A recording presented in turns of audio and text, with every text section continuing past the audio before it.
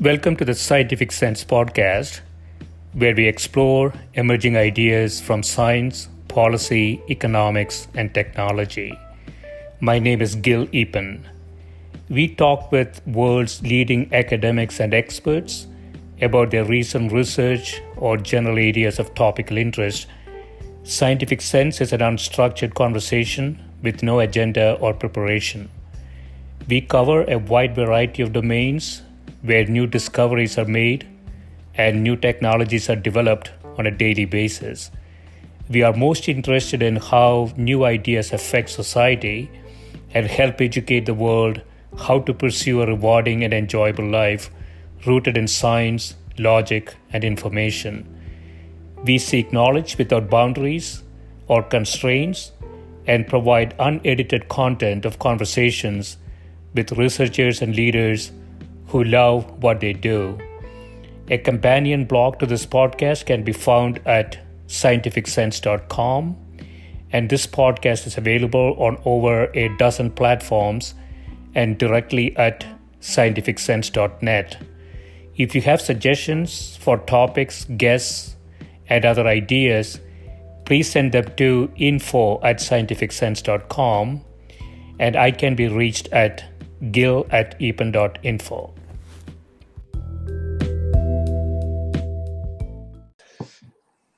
Hello, my name is Ian Williams, and welcome to this edition of Scientific Sense. Today, our guest is Professor Carol Gould. Carol is a professor of philosophy at Florida Atlantic University, and her interests are quite wide. Her primary work and publications are around the areas of aesthetics, the philosophy of psychiatry, and ancient Greek philosophy. She is currently just about finishing a book on true glamour. It's a very interesting topic, and it's been really relatively unexplored in philosophy. So we're very happy to have Professor Gould join us today. Welcome, Carol. Hi, how are you, Ian? I'm well, thank you. I'm very well. It's a pleasure to be here. Good. This interview discussion is a little different from some of the, or perhaps most of the historical Scientific Sense ones, in that we're going to be looking today a little more in the art area. And one of the areas or the topics that we thought to discuss is to start with the fundamental issue and ask ourselves the question, really, what is art? As technologies, social mores, all kinds of things change over the millennia and increasingly by the day, so what has been considered as art and discussed as art is also changed. So this is a topic we would like to discuss. And in talking with Carol prior to this interview, she pointed to I suppose you'd call it a seminal paper by a fellow called Arthur Danto from Harvard, that was published in the 1960s, in which he attempted to address this question. So with that sort of introduction, Carol, I wonder if you would just sort of like to start a little bit with some sort of context of how people have thought about art and how that's sort of changed in your perception. Oh, yes, that's a very important question, Ian. And one of the things that's interesting here is that, first of all, even though people have been talking about art since Plato, the concept of art per se is a realm kind of separate from life, is relatively new in terms of, if we look at the expanse of millennia, it's relatively new in that, it's really kind of started in the 18th century. But we won't go there. We'll stay here from the 1960s on, or maybe a little before. There are a couple of things we have to distinguish, and one is, to start with, that a theory of that gives us a definition of art is not necessarily a theory that gives us a way to evaluate art. We can say what art is without saying, we can know what it is or believe we know what it is to say that something is a work of art, but we might not know what our criteria should be for evaluating it. And these two questions are often conflated, so I wanted to distinguish them from the very beginning. And what Danto is discussing here is the notion of the definition of art. And this was an incredible period during, and if we look at the history of art, or just culture in a sense, and material culture, because it was where we began to see things like pop art, Andy Warhol with the Brillo boxes, and Campbell soup cans and things. Yeah. And we also saw something called happenings, which were a little different, and Danto isn't going into that. Now, one of the things to keep in mind here is that unlike others who have tried to define art, many others, I should say, Danto seems to be talking primarily about painting, although sculpture, the visual arts. But it would, many people define art in ways that it could be applied to other genres, other media. For example, around the same time, because let's remember that within the arts per se, a lot was happening in the mid 20th century. And, we had the emergence of abstract expressionism, for example, in the 40s and 50s. And that was an incredibly amazing point in history, historical moment, because first of all, it moved to the center of art. It really established that the center of art was New York. That is to say, it moved from Paris to New York, to the States. Yeah. And that was fascinating in a number of ways. So, we have this emergence of abstract expressionism, and that was quite different. It challenged one of the traditional notions of art as representation, say, and also another traditional notion of art, although it says expressionism, it's not what, say, the Romantics meant by art being expression of emotion, okay? This was something else entirely. So I was going to say that when we see that, one of the things that happened is that people would go to these galleries and so forth, or shows, MoMA. They might look at say, at Jackson Pollock, and we're not even getting to Andy Warhol yet, and say, that's not art, that's just a mess. Right. That's just a mess, I don't even see anything there. Or, they might look at another abstract painting and say, oh, what does that look like to you? Are those clouds? Are those are those flowers? Something. But that's not the point of abstract expressionist art. When I would distinguish, first of all, between two sorts of abstraction, one being the kind we found in the early 20th century with people like Picasso and Matisse, who were abstracting, when they were abstracting the elements of visual perception, they were often using objects, subjects, people, that is to say, room, interiors, landscapes. But the point is that the things that were in them were recognizable, but you could see that they were not working in 3 dimensions. They were flattening the picture space. They were trying to show us what the fundamental elements of our visual field were. I mean, that's putting it very crudely, but allow me. And then we get to the mid 20th century, and the notion of abstraction becomes totally different.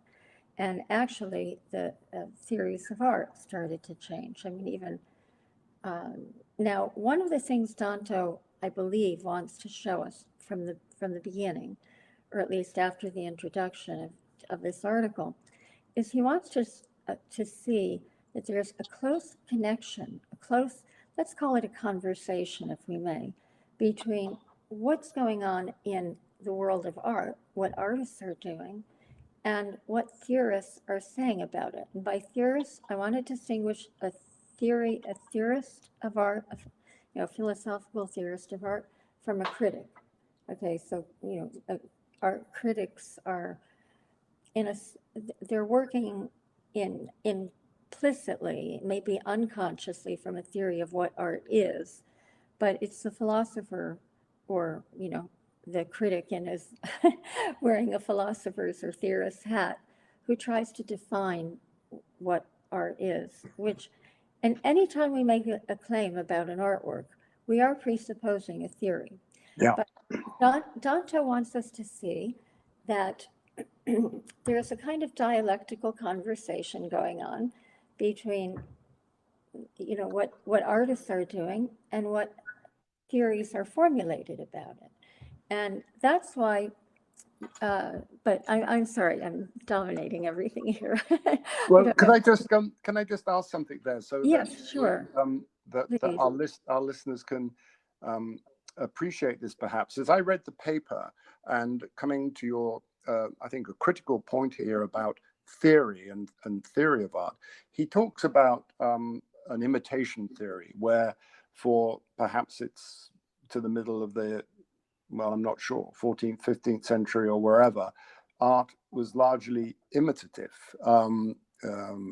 Portraits, landscapes, not any particular interpretation of how they look to that artist with some sort of emotional or psychological coloring. And then we start to move into what he later calls a sort of reality theory, which we can discuss in a minute. My question here, and what I'd like to hear your thoughts on, are this idea of these theories, because I suppose, in one sense, what makes the theory, how can I put it, seriously considered? Is it the thinkers and philosophers of art who respond to a theory and say that this sort of makes sense? I mean, I could come up with a theory that could encompass lots of things that perhaps today still aren't really considered art, but that doesn't make it a sort of a valid or bona fide theory. Do you understand my question here? Oh, yes, certainly I do. And that's a great question. And, actually, when Danto, he gives us these two theories, the IT, or imitation theory, and the reality theory. But in fact, and I would say that there are other theories of art that, came in before, sort of in between, let's say. Right.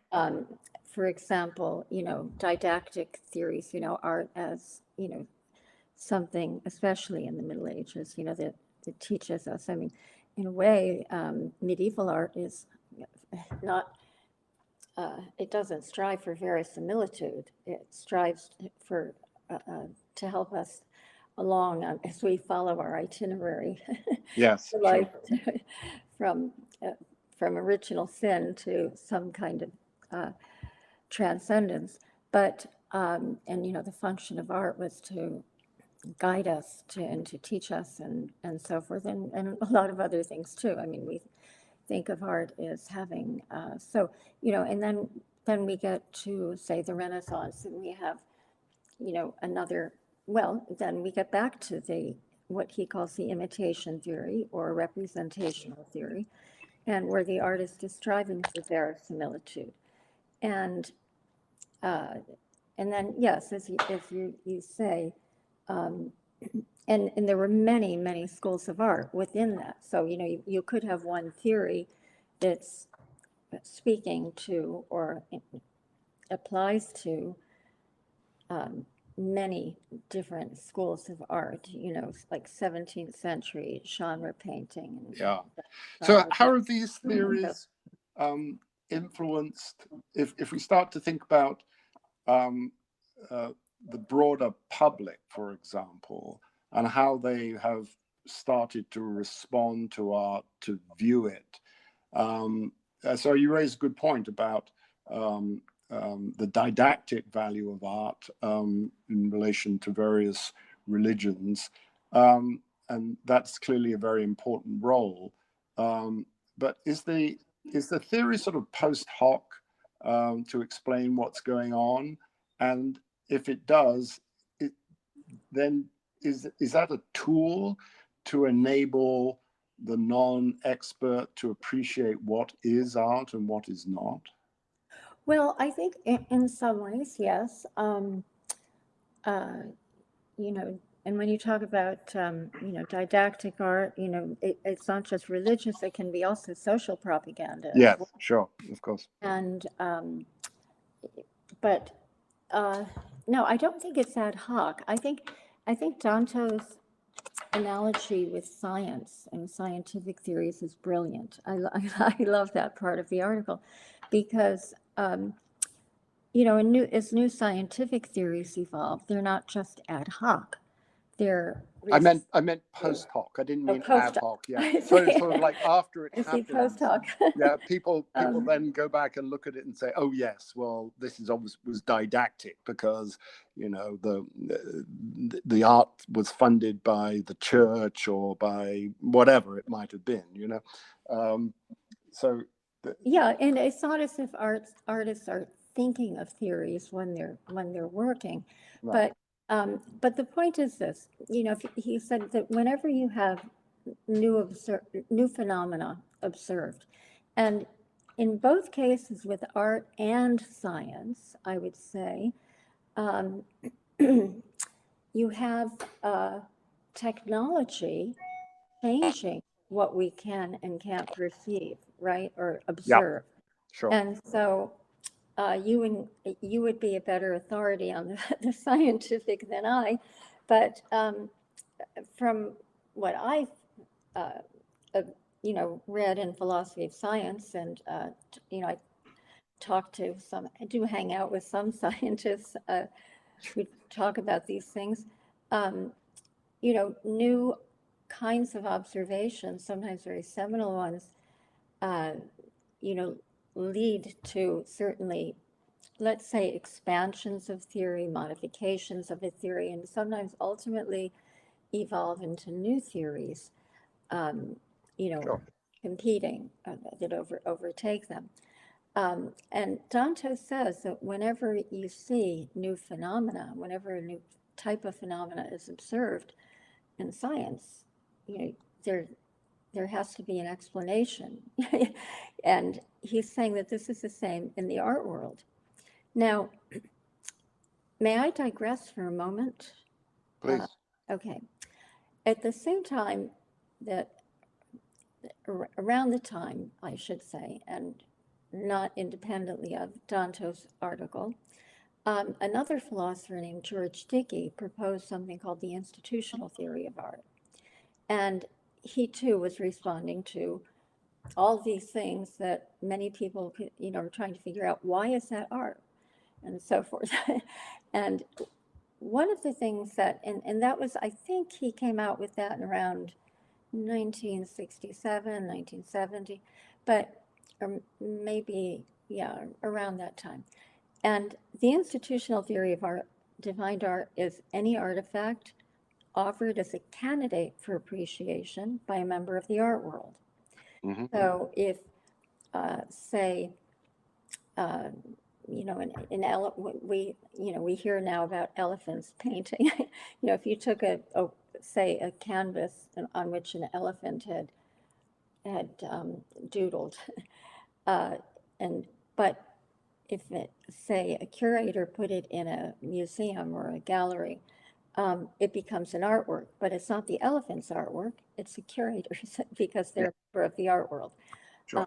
Or if you see some beautiful object in nature and you put it on, and an artist puts it on display, that's the artist's work, not Yes. the natural things. And this was important. I think it's I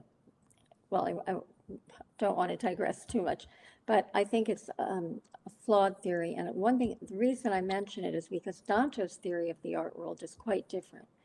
It's not quite as politically, socio-political and, grounded at a certain point. I think that Dante's notion of the art world, in a way, transcends culture and history. Not everyone would agree with that, but I think that that's true. Can I just ask a question here before Sure. we leave the example of the digression you just made? Of course, and we'll revisit this later, but one of the key questions here for me is, well, who is this person who is presenting something as art? Does she or he have to have some kind of credentials, or could it just be anybody? And so if they put something out there, try to enter it into a show, or I don't know, sell it in a yard sale or whatever, and say that this is art. What as opposed to, let's say, a bona fide artist who may have credentials as a painter, and then she decides to, I don't know, tape a banana to the wall and say that's art. Does that one? Well, I just thought I'd throw that in, because I Thank think you. people think about that. But Yeah. I think perhaps you understand what I'm saying, and so that then, and to a certain extent, if there is, well, let me finish on that point. I mean, so does it have to be a credentialed artist, and if so, what does that mean? Who is opining that this is art? Well, actually, Dickey does have a problem with that, and I think that, of course, then you have a problem with, is there an infinite regress? How do you get credentials if you haven't exhibited or something? But no, Dickey allows that anyone who's, say, a curator, a critic, even a student, someone involved in art.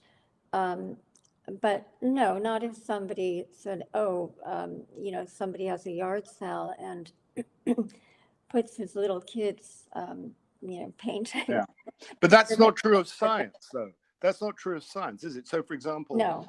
There's a long and impressive history of amateur, non-scientifically trained people who've made important contributions, right? Right, and the same is true in art. And one slight problem, though, that Dickey's theory has, that I think does not afflict Dante's notion of the art world, is that there's a phenomenon called outsider art, which you may be familiar with, which is art that's produced, or works that are produced by people who are somewhat marginal and may not even be aware that what they're doing is making art, but do things that, and they're not trained. And it became quite a popular phenomenon, quite hip in certain circles. There have been exhibitions of it in some major places, but still, people who are members of the art world are people who understand, the notion of art. But for Dickey, it doesn't have the same. It's definitely situated.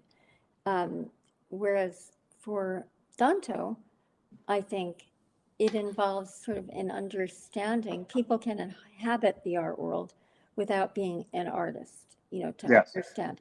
And the idea is that you can you might observe something and intuit what it's trying to accomplish artistically. And that's because you have some understanding of what art is. Now, he points this out where he talks about, and you know, of course, he's not saying that art and science are identical, or that the structure of their theories are identical, but he does say that they're closely analogous in that way. Now, so they're both trying to explain how certain things that appear to be non-art, you know, that seem to be just very simple things, are in fact artworks.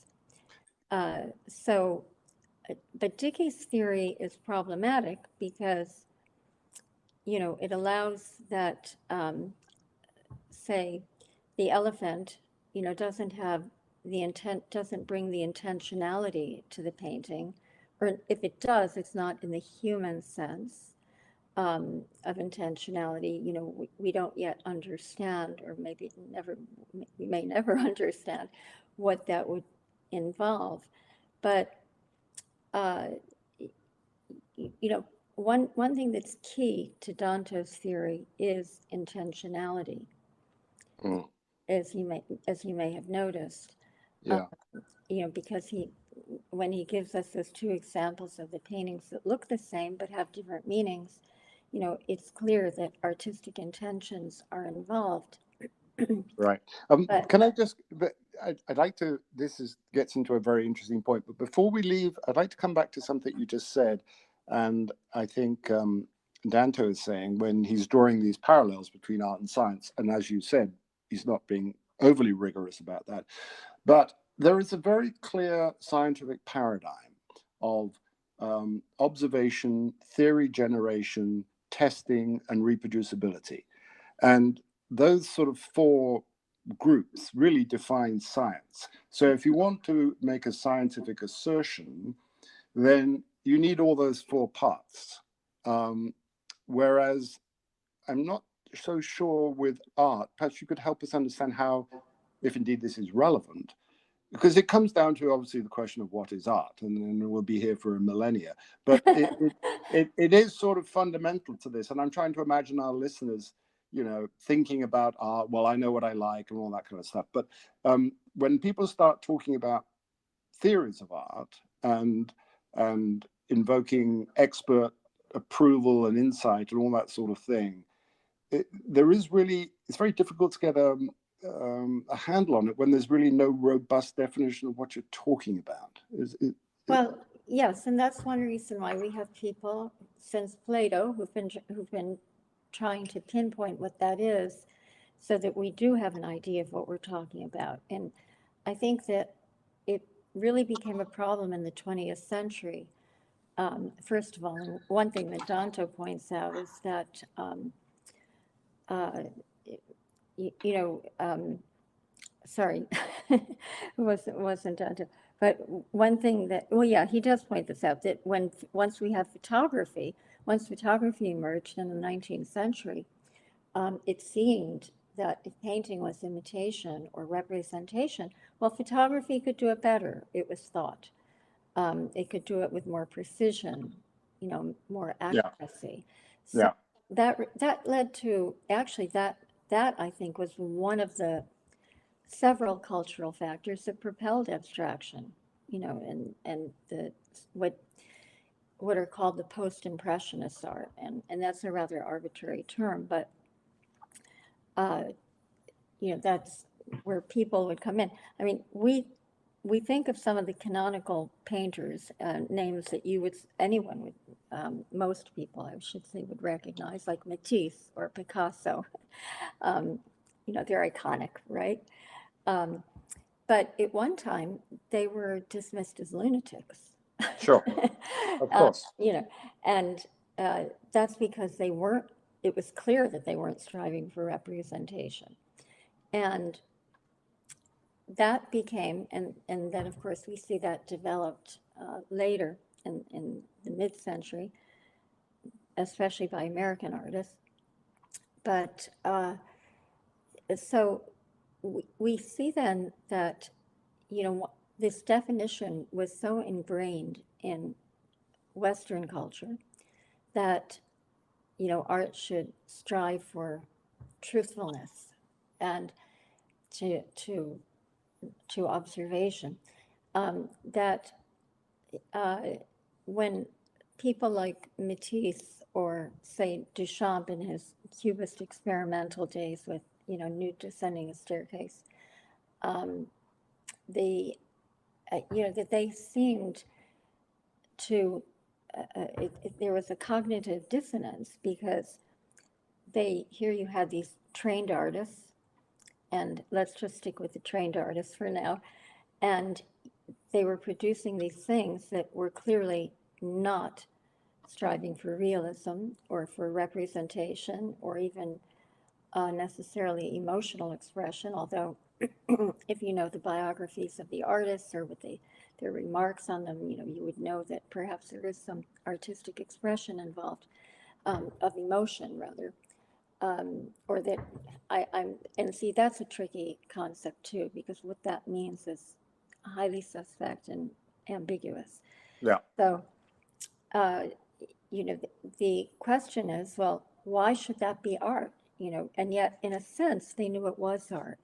Now, when you get to the mid-century and you see something like, a Brillo box, or even earlier in the century when Duchamp exhibited his notorious fountain or the bicycle wheel or this little teeny vial of that he brought back from Paris, and he called it Paris Air, which in a sense it was until it broke. And but those things those were found objects, what are called found objects. Yeah. And actually Duchamp was a brilliant and really, I would say, a very sensitive artist. This was just one phase in his artistic career, his creative life, and yet people think they define it as his artistic self. They take that to define him as an artist. But so they saw that, and here was this person who was clearly artistically trained, who knew what he was doing, but produced this. I mean, was he hoodwinking us? What's going on? So, then we get someone like Danto coming along and saying, well, look, there's this whole concept that we have to look at, and that is that art should not, that is no longer really just representational. And, another thing let me just stop you there, because that's an interesting, a bit of a hop there, because so Danto says that, this is an example where we have clearly artists with track records, competent, recognized as, let's say, painters, and then they move into some area where there is no tradition, there is no theory, but then it becomes art. And so let's explore that transition a bit, because it's really, once it becomes art, then you can develop a theory as to what art could be. But I'm really interested in going from the urinal to art. What is it? Just because he is was such a great artist and appreciated as such, that ipso facto anything he does or asserts that is art becomes art? And if not, what is it that makes that? Well, you see, that's what the institutional theory of Dickey would say, because he is a great artist, and whatever he offers us must be art. But Danto's theory is a little different, because what he's saying, first of all, I think that he can apply it. I mean, a good theory should be able to apply not only to contemporary art or to the contemporaneous art, but it should be able to apply, in some sense, to all art. Yes. And I think Danto is well aware of that, because at the end of that article, he has something called the matrix of style, which we can talk about or not. And so it's clear that he thinks that sometimes, some artists, they push the boundaries, and in fact, that's one of the things that makes them so brilliant.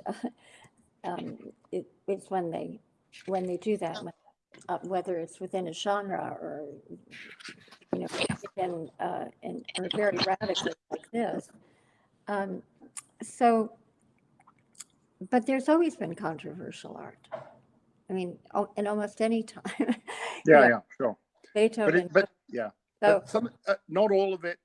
Well, is this true? I was going to say not all of it then falls into or is accepted as such. Well, that's an interesting question. Are there cases where there has been people have talked about art or asserted it's art or whatever, and then it's sort of fallen out? I don't think so. Are there? I'm not sure what you mean by fallen out, but well, it's no longer considered as art per se. I'd have to try to think of an example of that. I mean, there's some. There we'd have to get into value. I mean, some things that are very bad art are still considered art.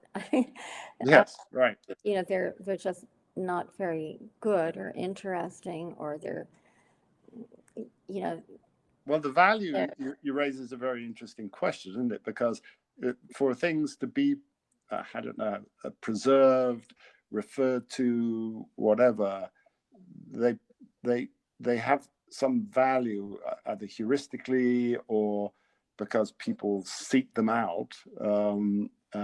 They have value potentially as investments, all that sort of thing. Yes. Well, let's go back to the banana just for a moment. Will that, so that was sold for what? I don't know, $100,000, whatever crazy thing it was. Will that still, is that art? And will it still be viewed as such as time goes on? Is it still viewed as such?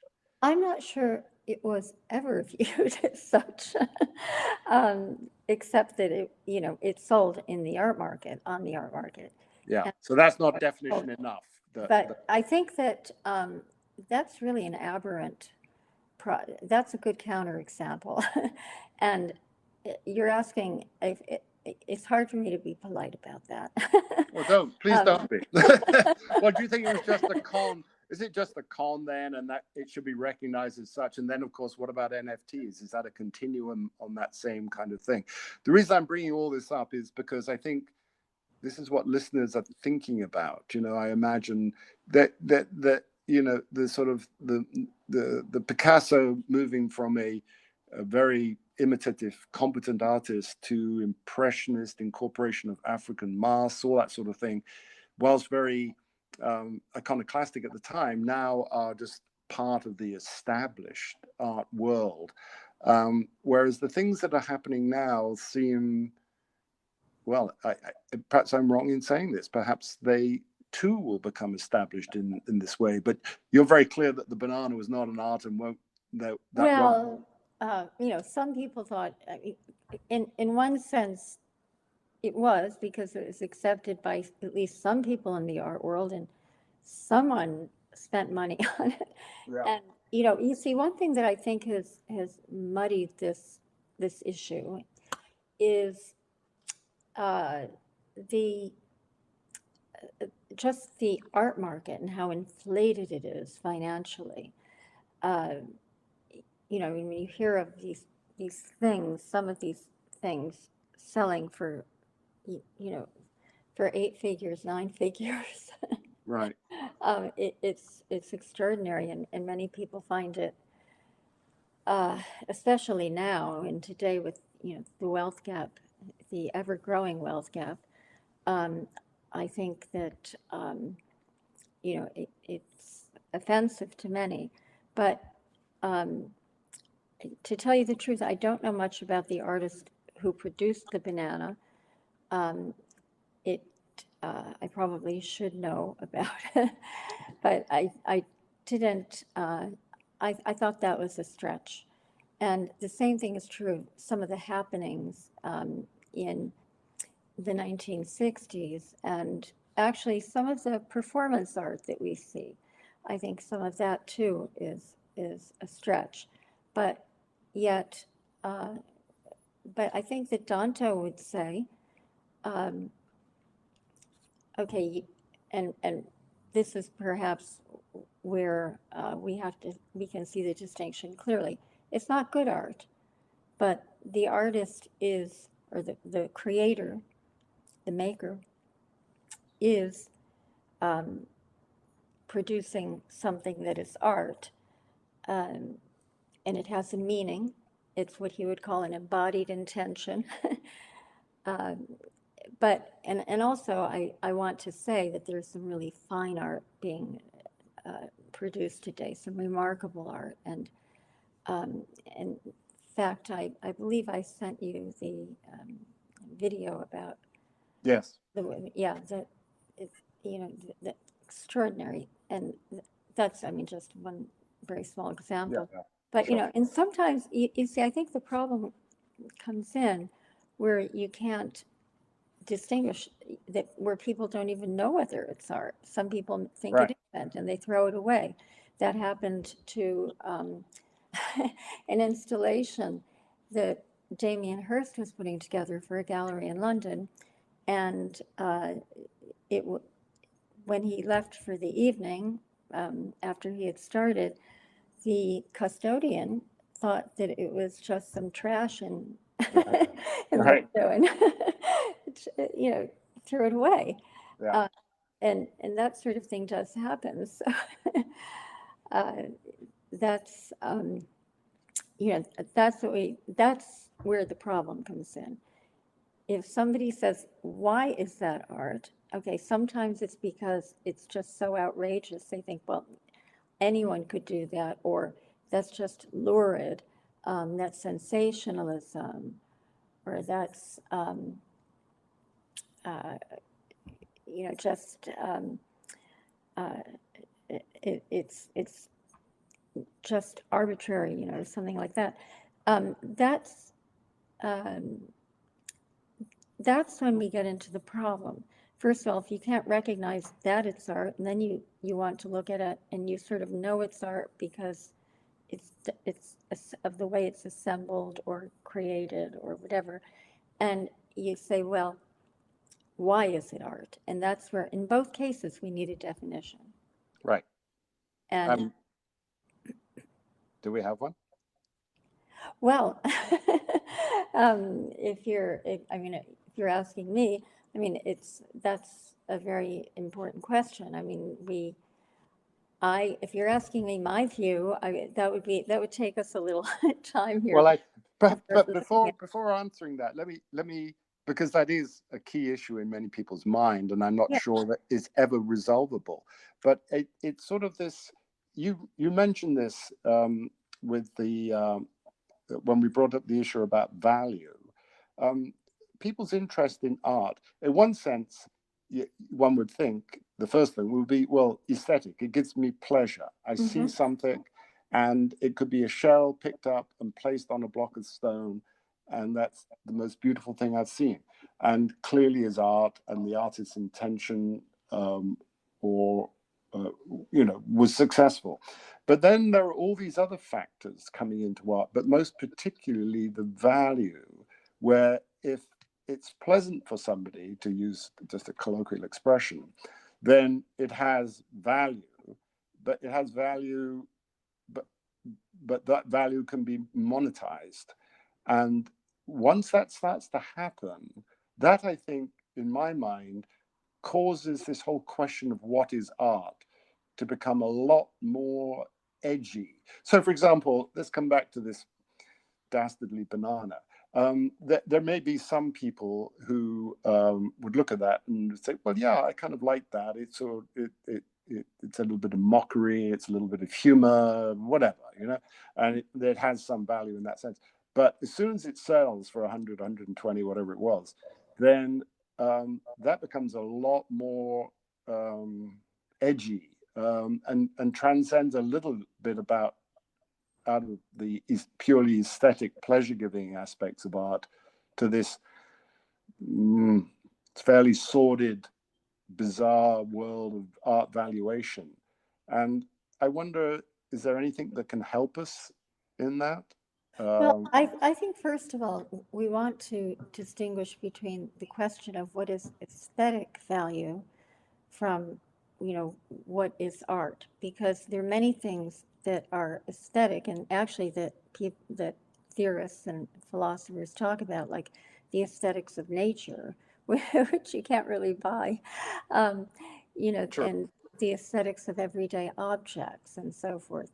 There's a whole area in philosophy right now called everyday aesthetics. And as you know, I work on the aesthetics of persons, which has to do with something else. But yes, you're right. As soon as you have something that's, you see, I think the problem here is you're talking about something that's a work of conceptual art. And, conceptual art, at least that, I think that's the best way to define that, or to describe that piece that you're talking about, the banana, is conceptual art. And there, I think the question would be, okay, it's conceptual, but is it that witty, or is it that interesting, or that's, that serious?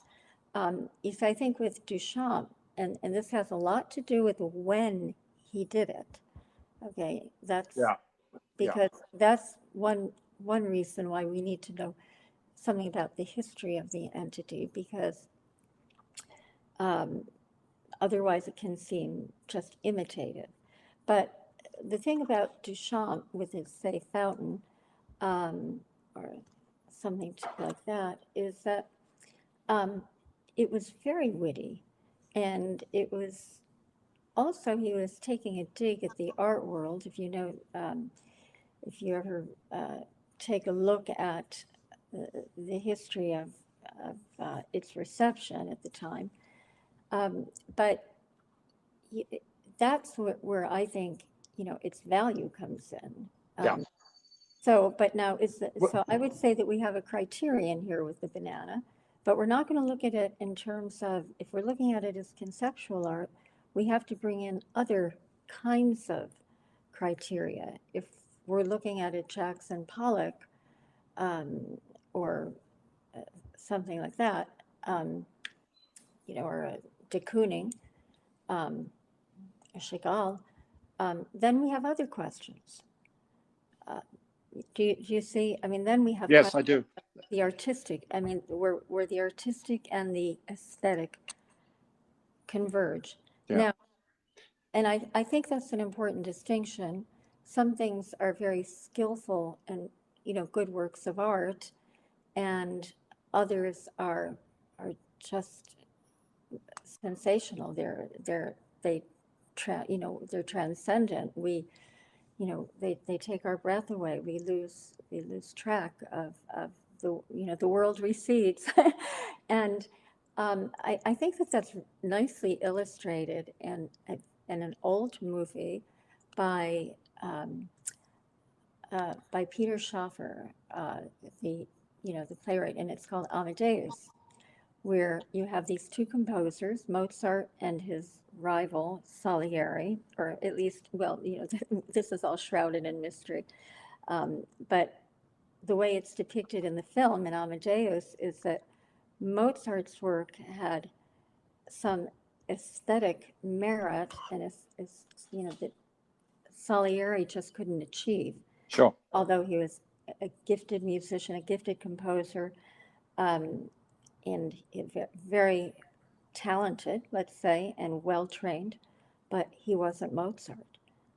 And so that's where the aesthetic comes in. What makes Mozart's work But that's public opinion, is that it's really public opinion that decides that, right? Well, I don't know. Well, actually, I would say not. I think in some cases, yes, but there are many many things, many artworks, and whole bodies of art by certain artists that are not commercially successful, but they are aesthetically successful, and sometimes they're recognized as such much later. There are, history is filled with cases of artists and also scientists and other thinkers who may not have been appreciated in their time, but are artists whose work didn't sell. Yeah. Yet now we realize that now that they were aesthetically and artistically important, and sometimes it was not commercially successful because it did stretch the boundaries, test the boundaries of a given genre or use of materials or something like that, or it introduced new technology, new way of doing something. So, and by technology with painting, I'm thinking of all kinds of things, the developments in the brushes and in the tools and, that sort of thing. Yeah. So, these are things, so I think that something being commercially successful is not necessarily, it doesn't entail that it's aesthetically successful. I would agree. Yes, I think my thought was really about this definition of art, of when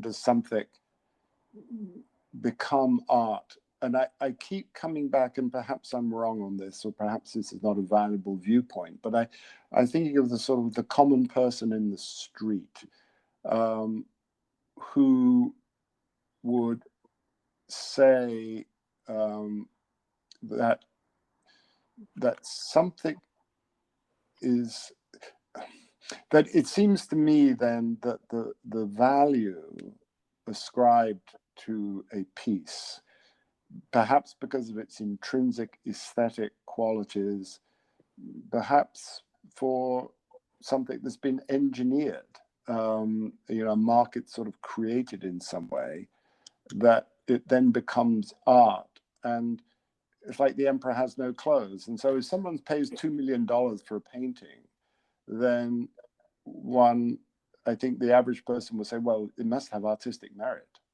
because it doesn't have any material value.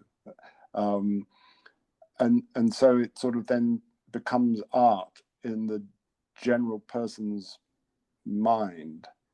Do you see what I'm saying? Yes, I do see what you're saying. And sometimes people don't see it as art; they're just annoyed by it. Yeah, right. Especially if they're the person that Danto calls testadura, who would be, say, the representative of the person you're talking about, or the audience or spectators you're talking about. So if we consider that, you have this whole issue. I mean, what would they appreciate? I mean, what would they see as good art? Often it's what we would say is kitsch. Yeah. And so that is, I think, a difference. Now, one thing we should notice here, Ian, because I know you found this article as intriguing as I do. One thing we should notice is that Danto doesn't really talk about value, does he? No, he doesn't. You're right. And so he too is trying, in a sense, that shows us how focused he is on the definitional question. Yeah. And, the evaluative question is a whole different issue. Yeah. It's probably a red herring for this discussion in many ways. And I'm sort of sorry for getting us on that sidetrack. Oh, no. Well, as I no, sort not of at all. as I reflect on it, you're quite right. There are it is much more about this. I think the Mozart Salieri was a good example because there's something ineffable about Mozart, and you don't have to be a musician to appreciate it. You can listen to two pieces even as an ordinary non-musical person, I think, and just feel. Look at some paintings and you can say they're dead. I mean, they're technically superb, but they're just dead. They don't fire my imagination. They don't spark anything. And so it's really that kind of quality. Is that kind of quality so disparately subjective that there are 6 billion different ways of seeing, or is Yeah. there something sort of unifying there that we're trying to define? Because the thing that I often get Did we to lose? is, sorry, Something happened. Wait. are you okay? Whoops. You guys cannot hear each other? I couldn't. I lost Ian. Oh, okay. I'm so sorry. That's okay. Can you hear me, Carol? Pardon me? Can you hear me? Yes, I can hear you now, Gill. Can you hear me? Can you hear me? Yes, I can hear you Okay. now. So I think if you guys have time, we can do another session. Sure. I Yeah. have time, sure. So let me terminate this one and I'll send you another link. Okay. Okay. Before we do that, Yeah. So Carol, I'm not sure I'm being very helpful here because there are so many things and we sort of touch on them and then we go off somewhere else. And I'm trying to, and perhaps wrongly, Gill, you tell me. Let me tell you guys, this is absolutely great. I mean, it's just a fresh, breath of fresh air, I should say. It's a really interesting conversation. The problem with science, Ian, and I'm not a scientist, but I play one on podcast, is that it is very prescriptive. Yes, of course. There is a lot of flexibility, right? Right. No. And so I love ideas that is not prescriptive, but there's a downside to it, and that is why I keep pushing on my emails to you guys. Yeah, it all sounds right, but what is it? Yeah. Well, perhaps that's the wrong Yeah. question. Perhaps Yeah. that's even the wrong question. Yeah. Which would be something, I don't know what your thoughts are on that, Carol, but it's... If you ask me, I'll tell you. So okay, well, let me send you a link. Yeah, send the link and we'll start with that. Okay, All right. bye. Okay. Which email are you sending it to, Gill? I can send to both of your email, Carol. Okay, I mean, Proton Mail is fine. Okay, that's good. Yeah. Okay. Sure. Bye.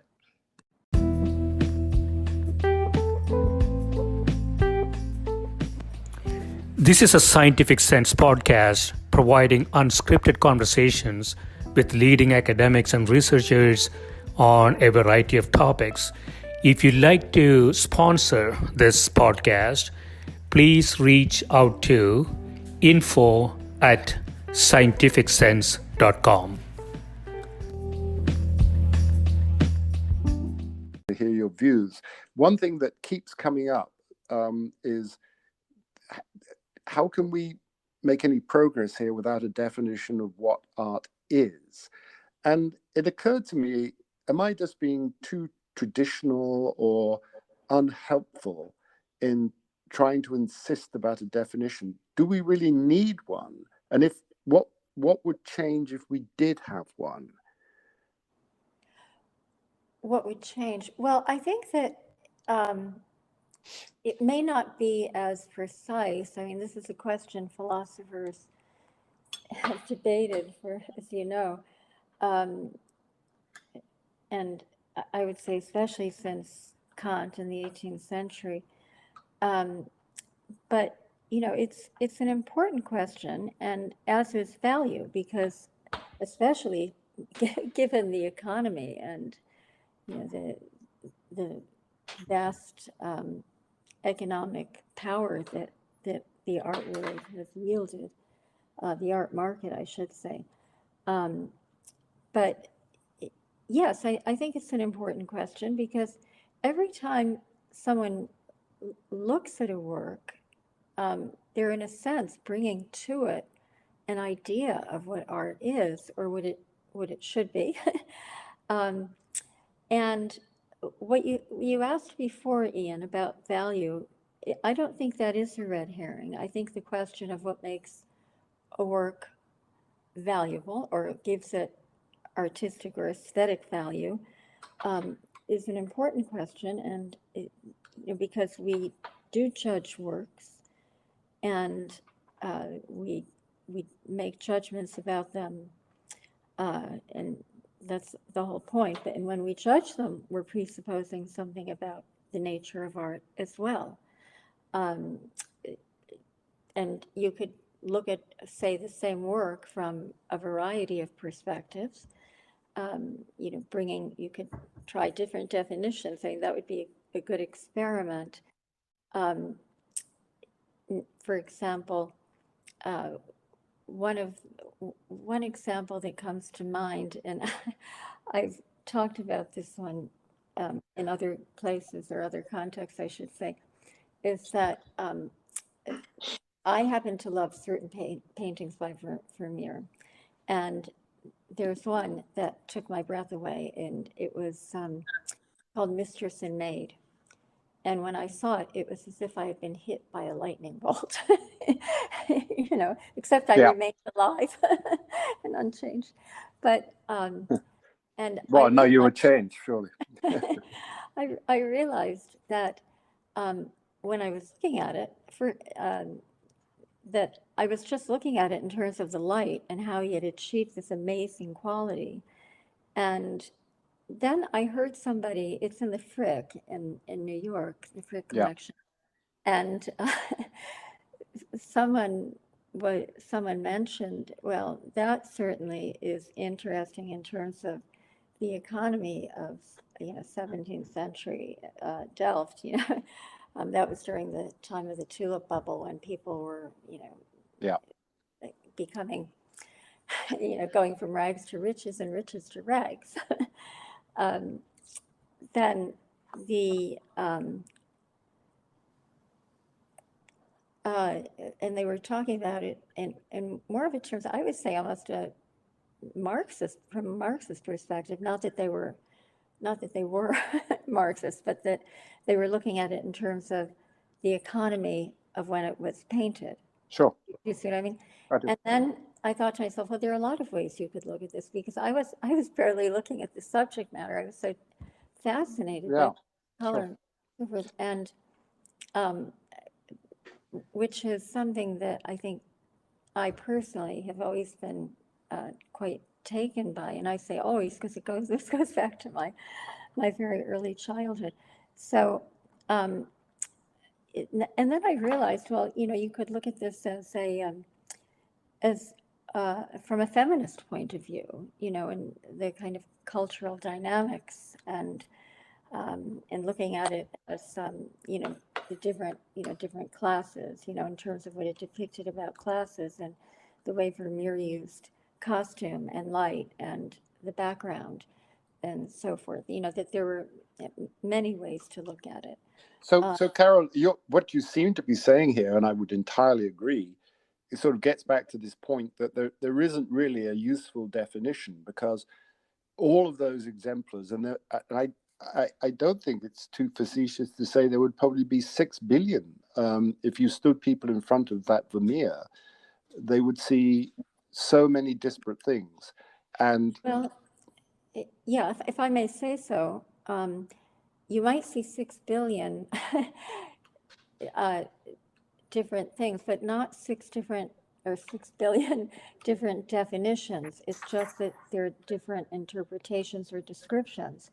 But you and I could both say, adopt a formalist aesthetic, which tells us that, art is essentially form, and when we describe it and evaluate it, we should just look at the formal elements, and because that's really what moves us aesthetically. Now, I was thinking about when you were talking about value, the value question being a red herring, I just wanted to mention that some questions of, some definitions incorporate the value question. They try to answer both questions with their definition, even though they may not be aware of that. And I'm thinking, in fact, of, a formalist, Clement Greenberg, mid-century, or Clive Bell and Roger Fry, whom, by the way, Danto mentions Fry. yes, But who look at art in terms of form and the imaginative use of it. And so, the subject matter is irrelevant. Now, you and I might look at something from that perspective, say we both adopt that definition, but we might notice different things or have different ways of describing the same work, um, be it a Vermeer or a Monet or you know, So you're saying that so that it could be possible to have a definition that is distinct from these other factors, the monetary value or the social mores at the time in Delft or mhm. whatever, that transcends all of those. Sure. I mean, And so the question is then, what is that? yes, and you see there, and that's where the controversy comes in, the philosophical controversy, and we get new understanding of what art is when we look at competing definitions, and then we see where that leads to, which Right. is often a new theory that's more insightful or helpful. Yeah. So, but the thing we have to keep in mind is that these theories are always a response to what is observed Yes. and what's happening.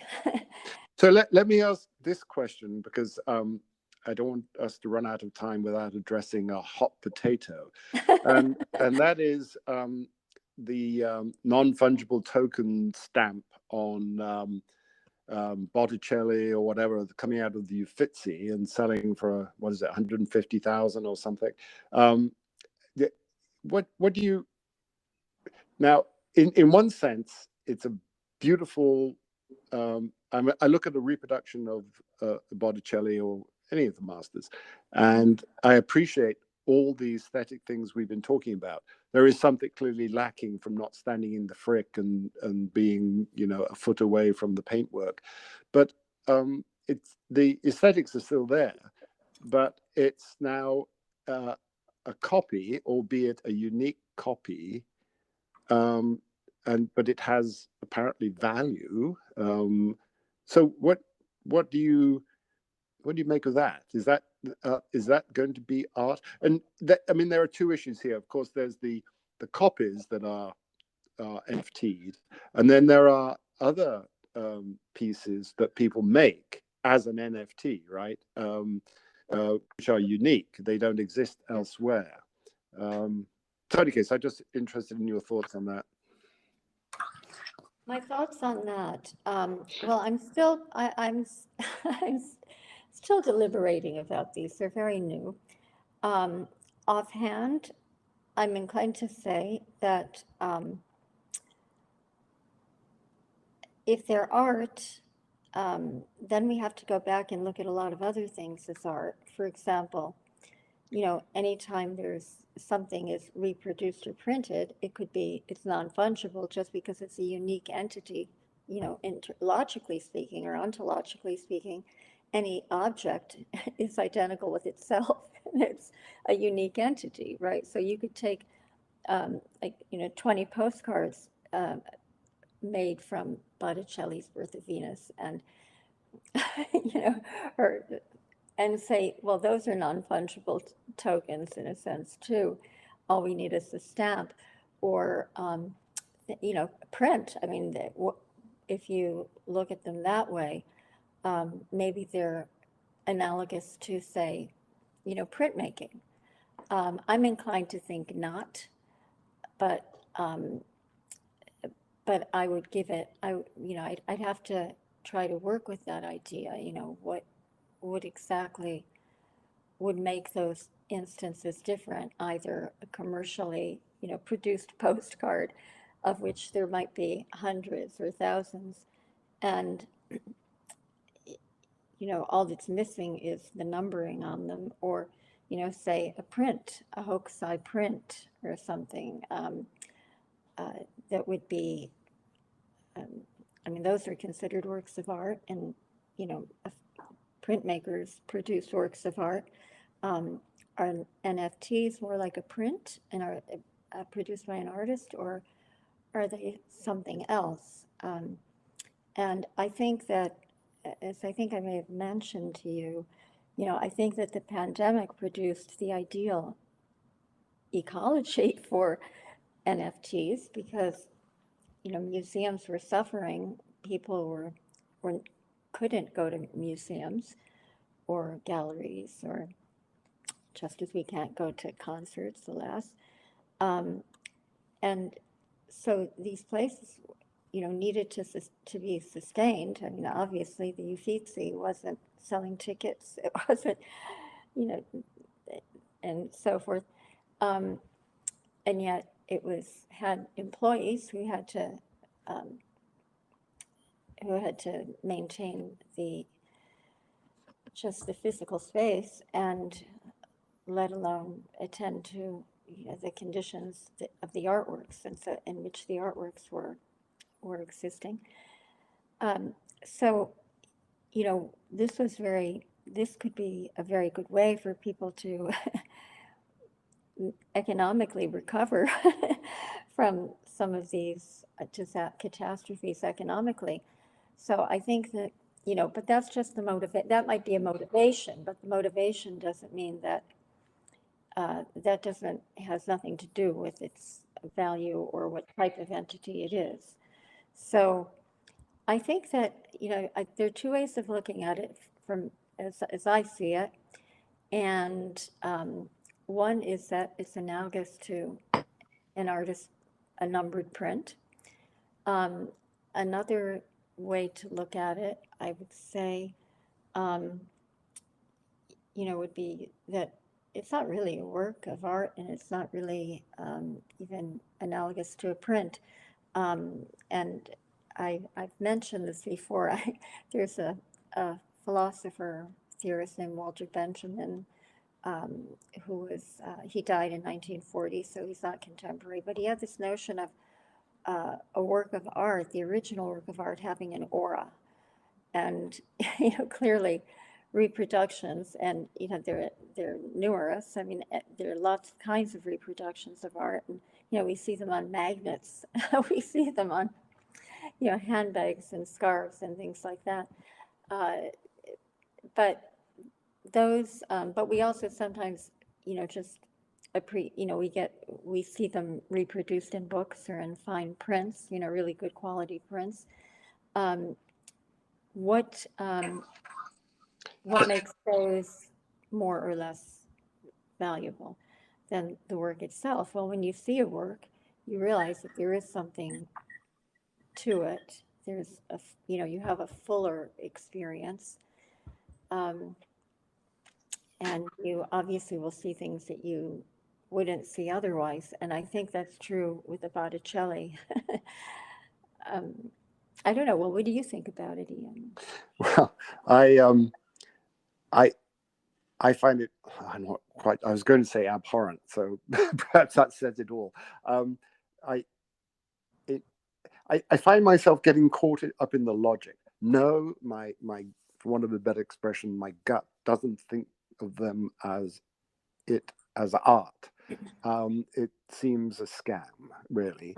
And yet, as soon as one says that, as we've been discussing today, it doesn't take very long before you find yourself on very shaky ground, because what's the difference really between that with an NFT tag on it and, a myriad other things that, Damien Hirst's work, lots of different things that, whilst they employ a lot more skill, perhaps, but even ones that don't, it seems that there isn't really this robust definition that I can refer to and say, that is not art. Not only do I not like it personally, and I wouldn't pay for it, and I don't find it aesthetically appealing, aside from its mimicry, it's not art because this is what art is, Well, actually, I mean, people have given robust definitions, but they're not universally accepted. Right. And that's the problem. Well, that's always a problem in philosophy, right? As you deal with it every day.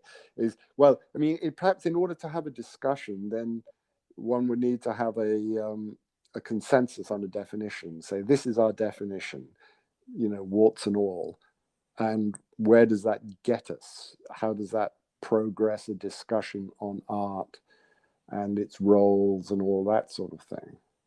Well, I think one can have a very full and interesting discussion about artworks, even if someone hasn't articulated or tried Yes. to articulate theory Clearly. of what art is, and you can learn a lot about art. Yeah. And I think that theoretical questions, are they all that different? I mean, they are different in a way from scientific questions, but scientists disagree about things. Yeah. No, you're quite right. But it seems to me then, if we both plop down in front of a Vermeer, and we can, it's almost the discussion is different than being plopped down in front of the banana, because there, when you're in front of the Vermeer, it's a sort of a recognized master and all that goes with that, and you can talk about technicalities and was he as good a worker with light as Turner and where does he blah blah blah blah blah. Whereas when you plop down in front of something like the banana or perhaps an NFT, or then I was going to say maybe I'm just getting myself tangled up here, because then I start to see it as something other, and that changes my whole reaction and response and thought. But well, Ian, let me ask you this. Do you think it might have something, if I may, would it have something to do with the complexity or lack thereof of, say, the Turner versus the banana? Yes, no question. Yes, you're absolutely right. It would.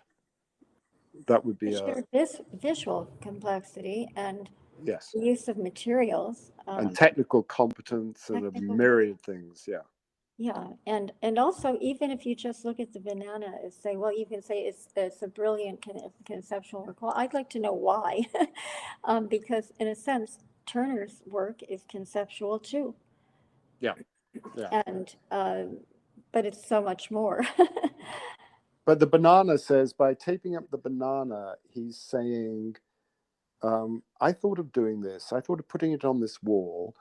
I thought I anticipated the uproar that this would cause, and it will probably do more to stimulate people thinking about art than anything you've seen here today. Well, do you think that the artist wanted? You see, this is a problem because it certainly made us think about. Although I didn't find it that inspiring or thought-provoking. I didn't even find it provocative. I wondered if it was, a bid for attention on or recognition. Yes. Well, it could, but a lot of art is that, right? A lot of art is a cri de coeur, right? I mean, it's a heartfelt rant about pain and anguish that the artist is suffering. Listen to me, help me, whatever, Well, or it may not be even that noble. No, it may not be. Not that I'm not. I don't want to malign anyone. I don't know, but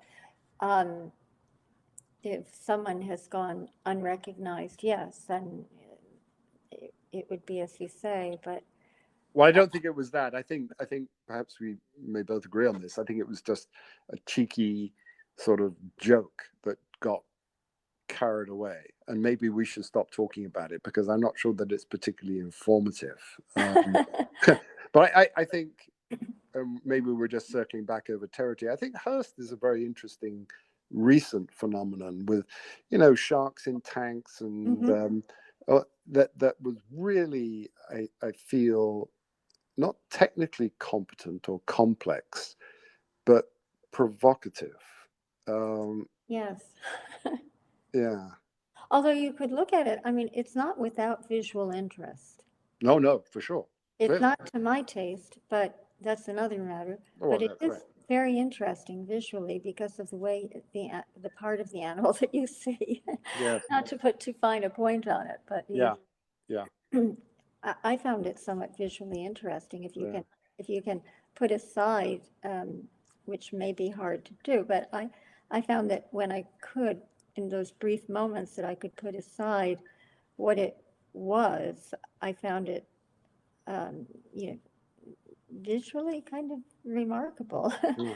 Well, one thing that sticks in my mind from him is the diamond studded skull. I mean, no skill. It. I think a lot of people were just attracted to it by virtue of all the diamonds on it, and then you've got the macabre sort of vanitas issue of the skull. But yeah, I think that was an example of something no one had thought about. It was challenging, but not technically complex or anything like that, really. Although, yeah, there are people who just liked it. Some people are, right now skulls are quite popular, Yeah, sure. icon in Yeah, style, right. in fashion, unfortunately. Although I think that's waning. But yes, I think that was also more of a conceptual piece. It wasn't a found object, but it is definitely more conceptual than anything. I'd like to come back to your comment about skulls waning, because one has that sort of Death and the Maiden, the whole Danse Macabre, the whole people having skulls in paintings and on their desks from the 14th, 15th century to keep death present in their mind. And then that sort of seemed to go into abeyance. And then, as you say, it's sort of come back. And that is an interesting, something we haven't really touched on, is the influence, and maybe this isn't a distinction, but the influence of how society's mores, culture, norms influence the art world into. Do you think that there? I mean, that what is art and what is viewed as art? Well, I certainly think that cultural and social phenomena can influence the representational art. And I think, for example, well, there are two things in our recent cultural history, relatively recent. One would be, say, the very recent war in Iraq. I mean, it's over now, but and I think also the AIDS epidemic brought death, quite. Yes. So that was, I think that both of those, and we had 9/11 here in the States. So there are many things, and then of course there is just death. Yeah. That has always been, you know, um, certainly on the minds of, it's universal. It's and it's inescapable, and so it's the great unknown. I mean, Right. yes, people. It's been a subject in art forever. I mean, from funerary faces and drawings and Yeah. things, and although see, the other problem is that many things that I might refer to as an artwork, which I just did, like funerary, say a vase painting on a vessel used in a funeral rite. Was that made as art? We don't know, but certainly some instances of them show more Brilliant. artistry than others, Yeah. and so art and death, I think, have long been related. not in every case, but certainly time, art and time is an important thing. And there are these works of art that, are meant to be just briefly and temporal, and so those are, are things that can't be located in time or can be located in time. So yeah, that I would say yes. I mean that Damien Hirst's skull, that's a good example. Is it just its obvious financial value, which amps up the market value, but or the market price, I should say. But what do you think, Ian, of the inflation that we've seen in the art market lately? Yeah, for me, it comes back in, perhaps I'm a little simplistic on that, but just in the somewhat sordid,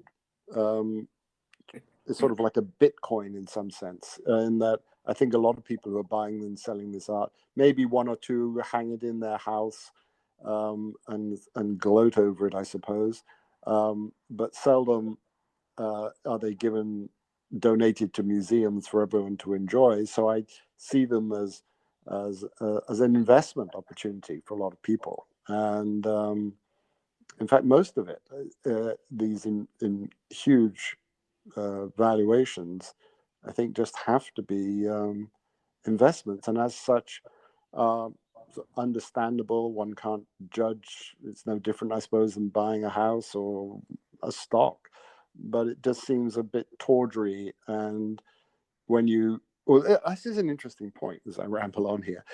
If someone were to buy a stock and hold it, and it increases in value and they sell it, then people say that's fine, regardless of what you may feel about the capitalist mechanisms behind it. But if you buy a painting and hold it, don't put it on public display, and then sell it later at some increased value, does that have it feels a little bit more exploitative. It's sort of you see what I'm saying? It feels different than other kinds of investments, but I think the purpose and the mechanism is the same. Anyway. Is it because, we don't know, different buyers have different motivations. Yeah.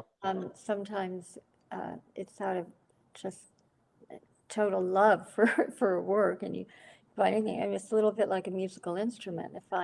In fact, I read in the Wall Street Journal a couple of years ago that one of the best investments was, really fine string instruments, like these old violins, like string, because they have appreciated like crazy. Right. Unfortunately, but really good instruments too. And especially if some really famous virtuoso has played it or owned it, right. That increases the value even more. But someone might find the instrument, if someone had means to do so, they might find the instrument irresistible because of the sound. That feels a little different to it. You're quite right. That feels a little different to me. So if I heard that somebody had bought a Stradivarius for $10 million or whatever and played it, or even better, gave it out to violinists for them to use in concerts, whatever, I think that would be wonderful. And the value of the instrument seems commensurate with its rarity and the unique sound that it has. If someone bought it though and stuck it in a vault and then sold it 10 years later and made a bucket of money, that feels very different. So that's kind of like somebody bought a painting and then loaned it, which happens a lot, right? To museums and art galleries. I think that's great. but I think, so what am I saying? I think, I don't know why art is so valuable per sort of gram. You know, I mean, is it because is it what we've been talking about all along, the skill, does it present a crystallization of human genius? In some cases, yes. In some cases, No, in some cases not. Well, then we get into the thing of the manipulation of the market. You know, and we also get into the value question. You know, what Yeah. makes one work of art more aesthetically Yeah. important or valuable? Yeah.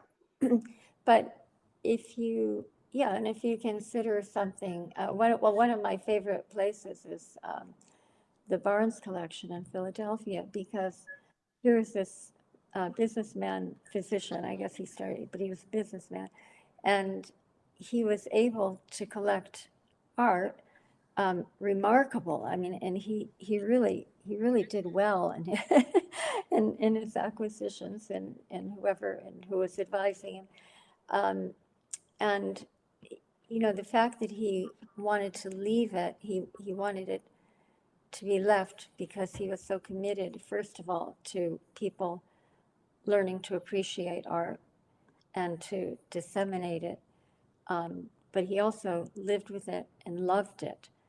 And to me, that's, that's beautiful. Now, the example you gave of somebody having, say, buying a Rembrandt, which would be very costly indeed, and putting it on loan, giving it, loaning it to a museum or a historical institution, something like that.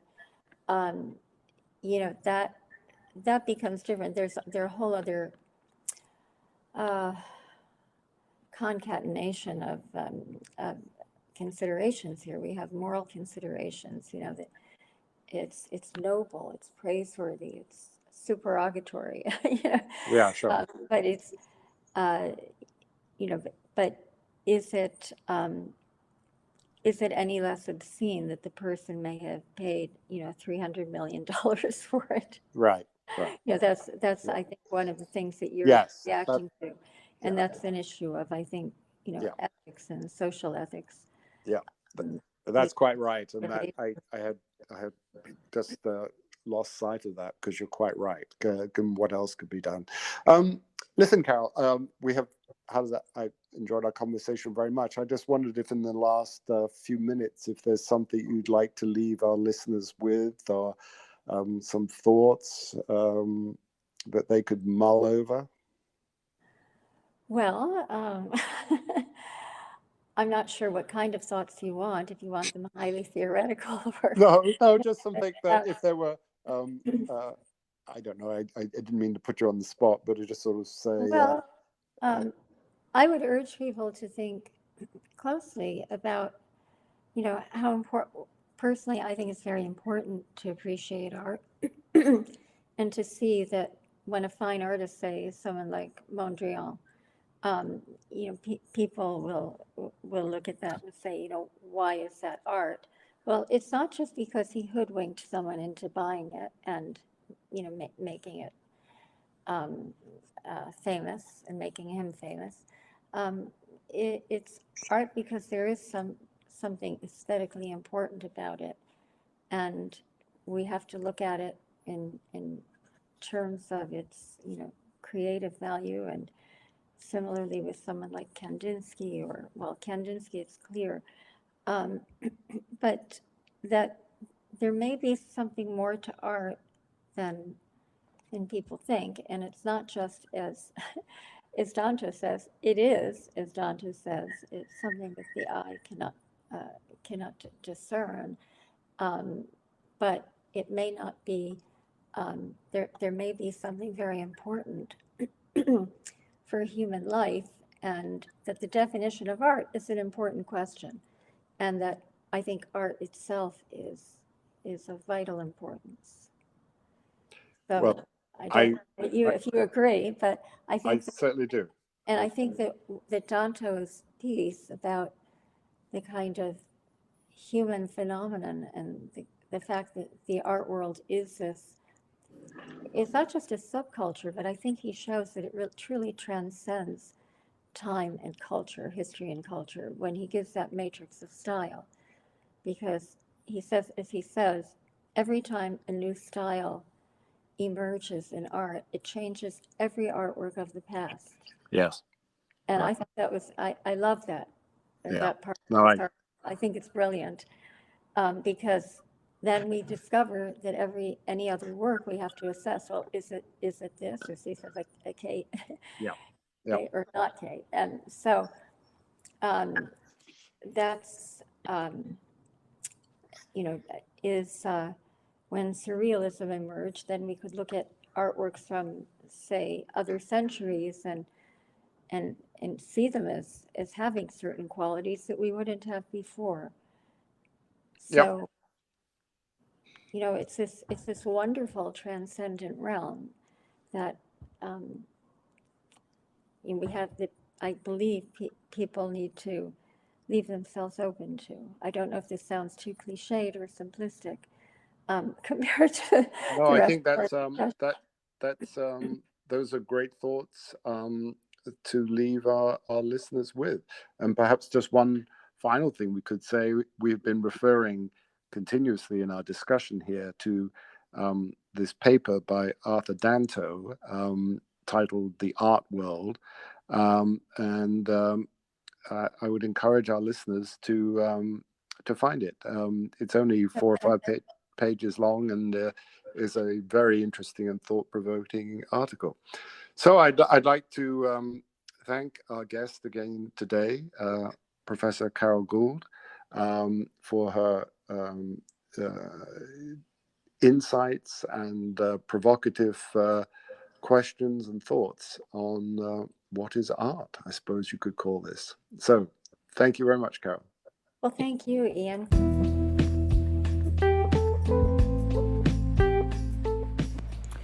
This is a Scientific Sense podcast providing unscripted conversations with leading academics and researchers on a variety of topics. If you'd like to sponsor this podcast, please reach out to info@scientificsense.com.